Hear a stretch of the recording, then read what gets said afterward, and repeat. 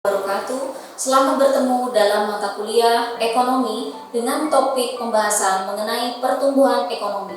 Saya, Tanti Novianti, staf pengajar dari Departemen Ilmu Ekonomi, Fakultas Ekonomi dan Manajemen IPB yang akan bersama-sama Anda semua mempelajari mengenai apa itu pertumbuhan ekonomi. Assalamualaikum warahmatullahi wabarakatuh. Selamat bertemu dalam mata kuliah Ekonomi dengan topik pembahasan mengenai pertumbuhan ekonomi.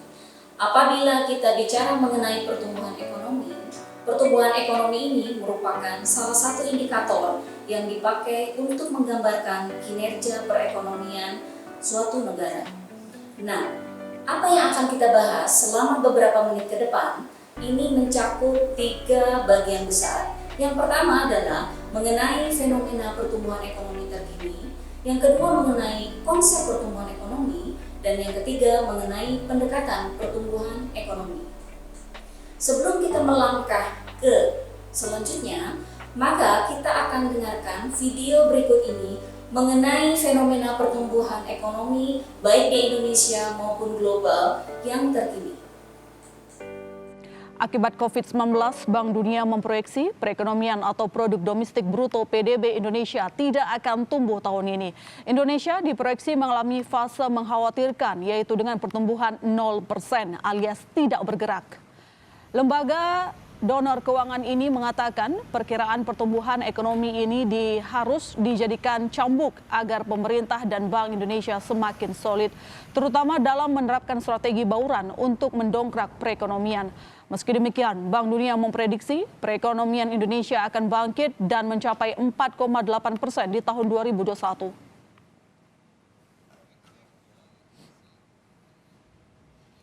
Bank Dunia menyatakan pandemi virus corona sudah menyebabkan tekanan terhadap perekonomian hampir di seluruh negara di dunia, baik dari sisi eksternal maupun internal. Pertumbuhan ekonomi global bakal minus 5,2% selama tahun 2020. Ekonomi Tiongkok masih tumbuh tetap hanya 1%, tetapi India minus 3,2% dan lebih parah Brazil minus sampai 8%.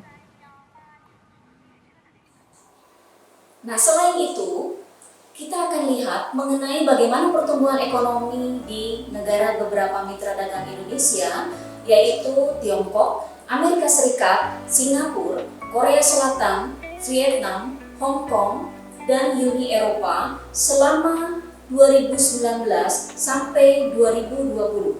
Dari gambar berikut, kita bisa lihat dari beberapa negara yang merupakan mitra dagang Indonesia, pertumbuhan ekonomi di negara mitra tersebut ada yang mengalami kontraksi pada tahun 2020 kuartal 1, tetapi ada juga yang masih menunjukkan pertumbuhan yang positif. Misalnya saja, Tiongkok pada kuartal 1 2020 mengalami kontraksi pertumbuhan ekonomi minus 6,8%.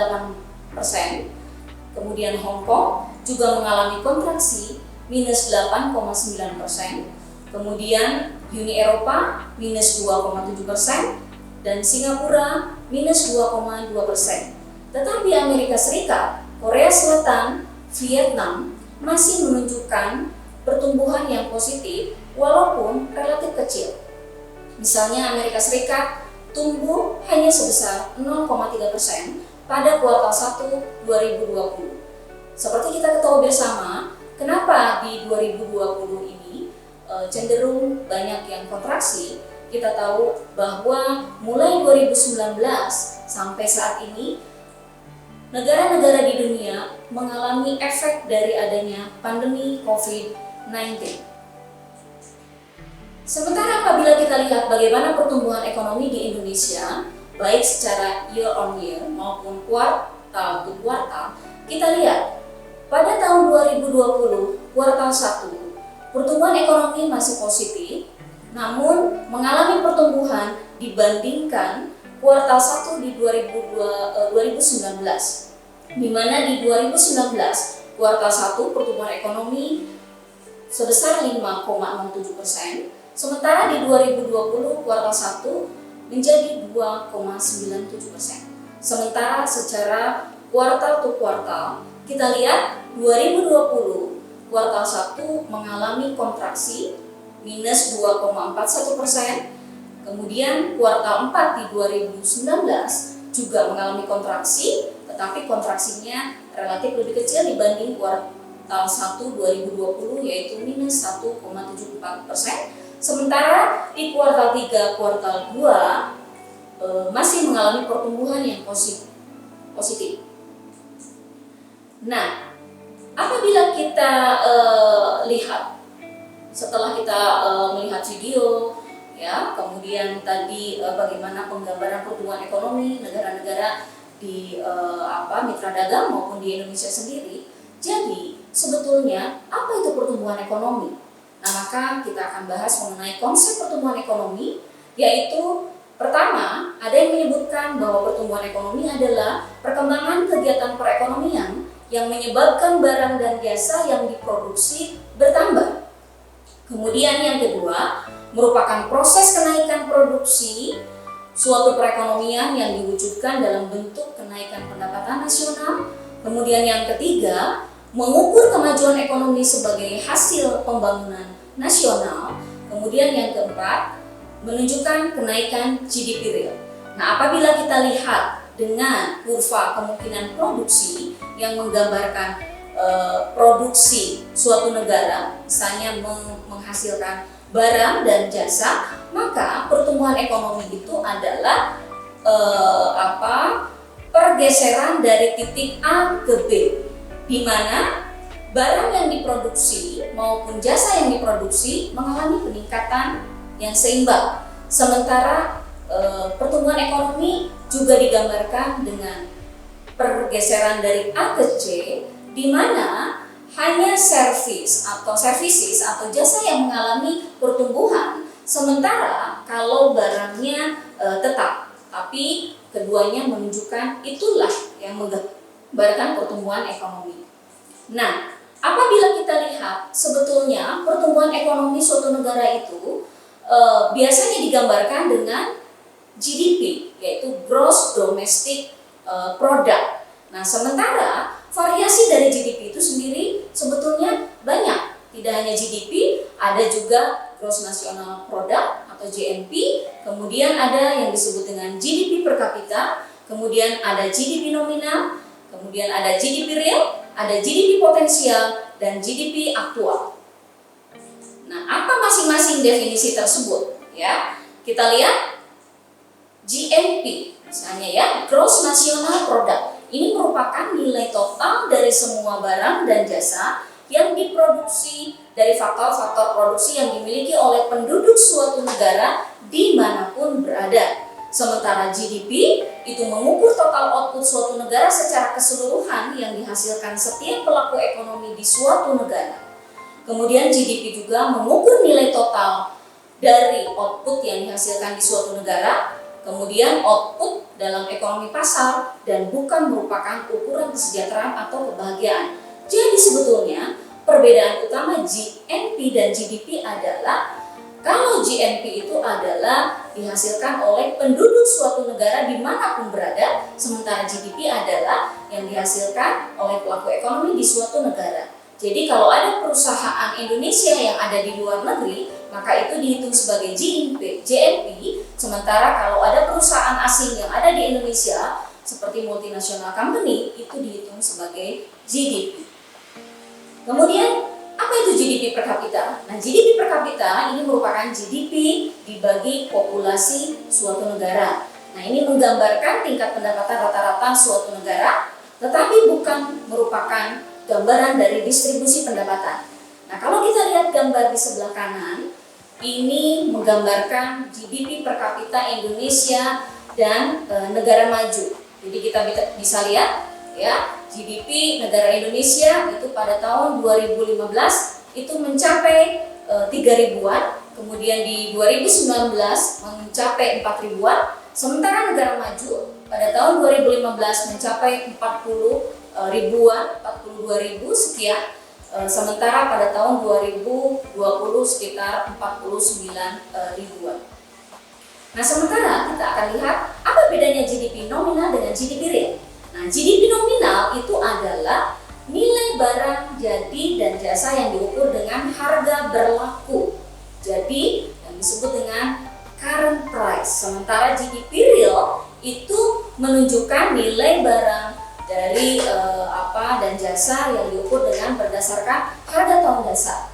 Jadi dengan demikian perubahan GDP nominal itu disebabkan karena perubahan kuantiti dan perubahan harga dari komoditi yang dihasilkan. Sementara GDP real perubahannya disebabkan oleh perubahan kuantitas output secara fisik.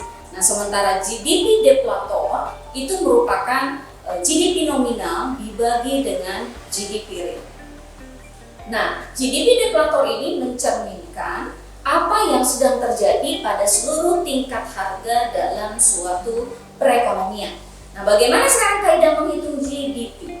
Jika diasumsikan suatu negara pada tahun 2015 menghasilkan barang berupa 100 kg apel dan 200 kg jeruk dengan harga masing-masing, yaitu apel adalah 35.000 per kilogram dan jeruk adalah 50.000 per kilogram, maka GDP nominal negara tersebut dihitungnya adalah harga apel tahun 2015 dikali jumlah apel pada tahun 2015 ditambah harga jeruk pada tahun 2015 dikali harga jeruk pada tahun 2015, maka itulah yang disebut dengan GDP nominal negara tersebut pada tahun 2015.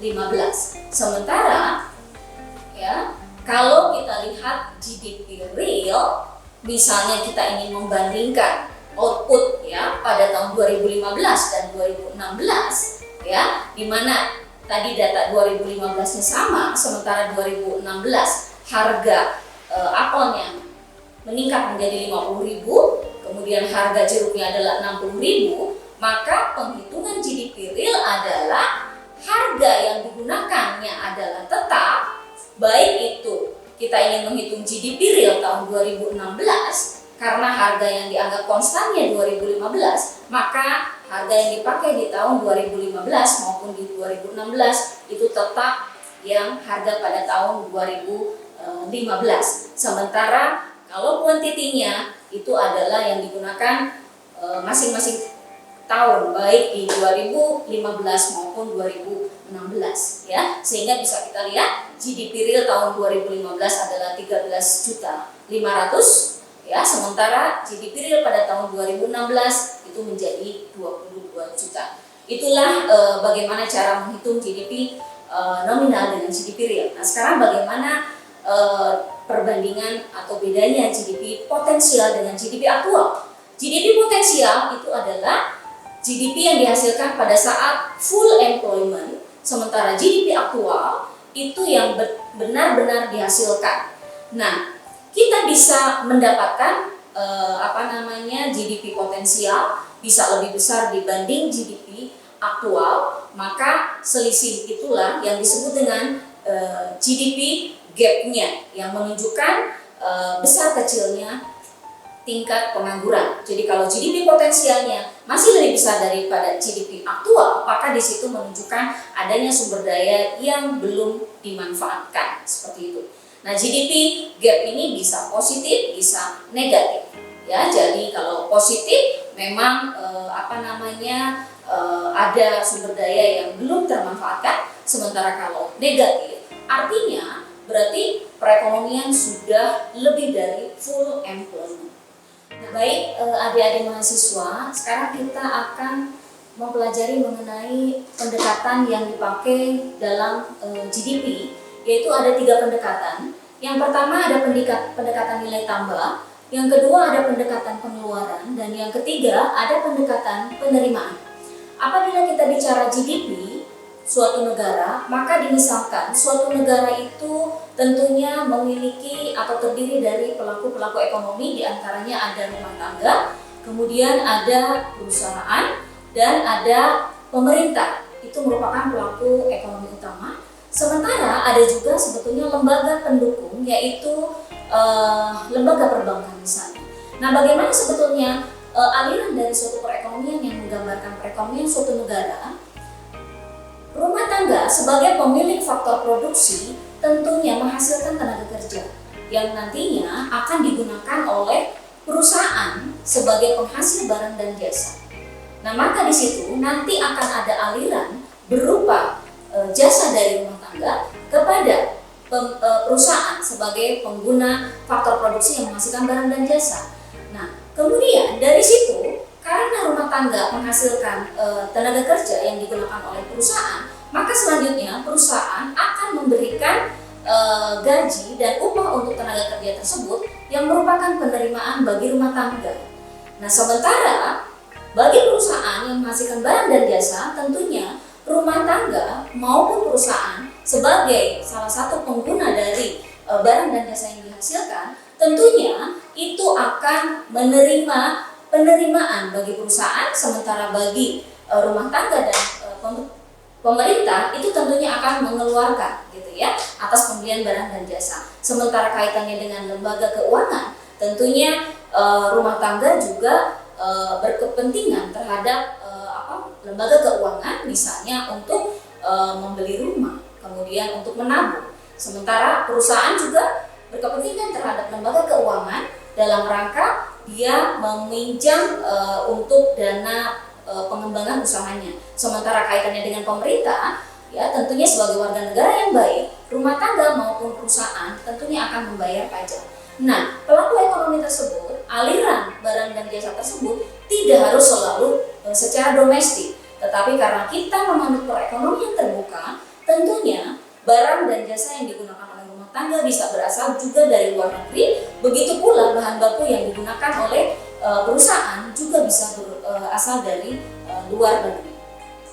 Nah, kemudian yang pertama, pendekatan tadi nilai tambah. Nah, pendekatan nilai tambah ini muncul karena adanya masalah perhitungan ganda atau double counting terkait produk antara dan produk akhir, sehingga hasil yang diperoleh lebih besar dari nilai sebenarnya. Oleh karena itu, untuk menghitung GDP-nya harus digunakan pendekatan nilai tambah. Bagaimana caranya? Yaitu nilai tambah terdiri dari nilai output dikurangi nilai input. Nah, pendapatan nasional ini merupakan penjumlahan total dari nilai tambah tersebut.